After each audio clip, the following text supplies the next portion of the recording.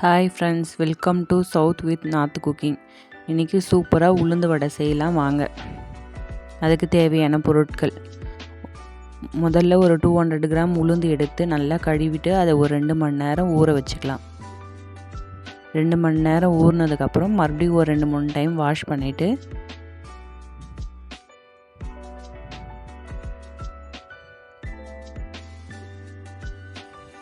இந்த மாதிரி கிரைண்டரில் போட்டு தண்ணி தெளித்து அரைச்சிக்கலாங்க. எப்பயுமே உளுந்து வடைக்கு மாவு அரைக்கும் போதே நம்ம வடைக்கு தேவையான உப்பையும் சேர்த்துக்கணும். ஏன்னா உப்பு போடும் போது தண்ணி விடும், அந்த தண்ணியோடு சேர்த்து மாவு அரைச்சிக்கலாங்க. தேவைப்பட்டால் கொஞ்சம் தண்ணி தெளித்து அரைச்சிக்கலாம். நம்ம இட்லி மாவுக்கு அரைக்கிற மாதிரி தண்ணி ஊற்றி பொங்க வச்சு நம்ம உளுந்து அரைக்கணும்னு அவசியம் இல்லைங்க. மிதமான முறையில் வடைக்கு அரைக்கணும். கரண்டி வச்சு நல்லா தள்ளி கொடுத்து பாருங்கள் எப்படி இருக்குன்னு சொல்லிவிட்டு தண்ணி தெளித்து அரைச்சி இந்த மாதிரி பக்குவம் வரும்போதே நம்ம மாவு எடுத்துடணுங்க. இதுதான் கரெக்டான பக்குவம். கையை வச்சு நல்லா கலந்து கொடுத்துட்டு, இது நான் ஆனியன் போடாமல் 2 முறையில் செய்ய போகிறேன். முதல்ல ஆனியன் போடாமல் செய்யலாம். அதுக்கு இஞ்சி, கருவேப்பிலை, கொத்தமல்லி, பச்சை மிளகாய் இதை மட்டும் சேர்த்து கொஞ்சம் மிளகு, சீரகம் சேர்த்து நம்ம நல்லா கலந்து விட்டு வடை செய்யலாங்க. ஏற்கனவே உப்பெல்லாம் கரெக்டாக பார்த்து போட்டிருக்கேன். அதனால் நம்ம இதுக்கு அரிசி மாவு, சோடா இந்த மாதிரி எதுவுமே சேர்க்க தேவையில்லை. பாருங்கள் எவ்வளோ சூப்பராக இருக்குன்னு சொல்லிட்டு. நம்ம உளுந்துக்கு எப்பயுமே வடை தட்டி போடும்போது பக்கத்தில் பவுலில் தண்ணி வச்சுக்கின்னு தண்ணியில் நம்ம கையை நினச்சி வடையை தட்டி போடணுங்க. அப்போ தாங்க கையில் மாவு ஒட்டாமல் சூப்பராக தட்டி போட முடியும். பாருங்கள் இந்த மாதிரி எடுத்து ஒரே கையால் எடுத்து கட்டை விரலால் நம்ம ஓட்டை போட்டு எண்ணெயில் போடலாம். கையில் ஒட்டாமல் எண்ணெயில் விழுது பாருங்கள்.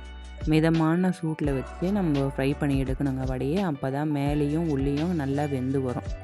நம்ம அதிகமான ஹீட்டில் வச்சோம்னா மேலே வெந்துடும், உள்ளே மாவாகவே தங்கிடும். அதனால் எப்பயும் உளுந்து வடைக்கு மிதமான சூட்டில் வச்சு நம்ம ஃப்ரை பண்ணாங்க. வடை ஃப்ரை ஆனதுக்கப்புறம் அந்த நுரையெல்லாம் அப்படியே அடங்கிடும். அப்படி வரும்போது வடை வெந்துச்சுன்னு அர்த்தங்க. இப்போ ஆனியன் போட்டு செய்யலாம். ஆனியன் போடுறதுக்கு அதே மாவில் ஆனியன் சேர்த்துருக்கேன். ஆனியன் சேர்த்து நல்லா மிக்ஸ் பண்ணிக்கலாங்க. இதையும்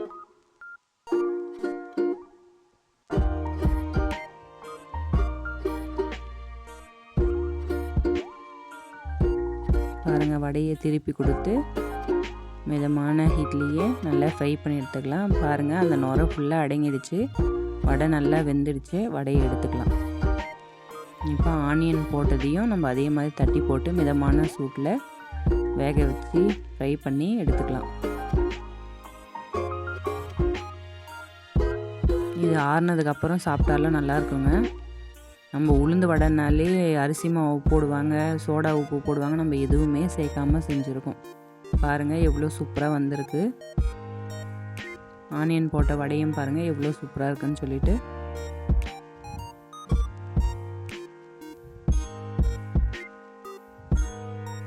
பாருங்கள் மேலே உள்ள எல்லாமே சூப்பராக வெந்திருக்கு. மாவு நல்லா வெந்திருக்கு பாருங்கள். இப்படி தாங்க இருக்கும் உளுந்து வடை. ஆனியன் போட்டது இது. இதே மாதிரி நீங்களும் செஞ்சு பாருங்கள். வீடியோ பிடிச்சிருந்தால் லைக் பண்ணுங்கள், ஷேர் பண்ணுங்கள், கமெண்ட் பண்ணுங்கள், சப்ஸ்கிரைப் பண்ணுங்கள். Thank you friends.